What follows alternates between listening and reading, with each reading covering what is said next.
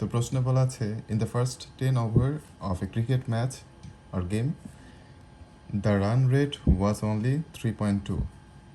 What should be the run rate in the remaining 40 overs to reach the target of 282 runs? মানে হচ্ছে একটা cricket ম্যাচে প্রথম 10 ওভারে রান রেট ছিল হচ্ছে 3.2, সেটা খুবই কম ছিল।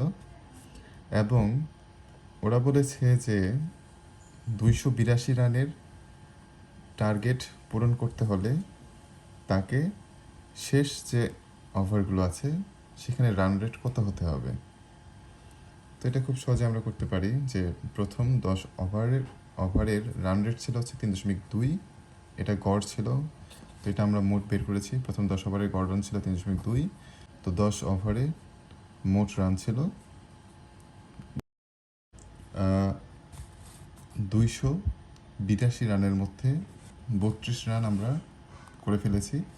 তো আমাদের রান বাকি থাকলো 250, মানে হচ্ছে এই বাকি 40 ওভারে তাকে 250 রান করতে হবে। তো তাহলে বাকি ওভারগুলোতে তার রান রেট কত হতে হবে? এই 250কে 40 দিয়ে ভাগ দিলে প্রতি ওভারে কত রান লাগবে সেটা এখানে বের হবে। তো আশা করি এই ম্যাথটি বুঝতে পেরেছেন।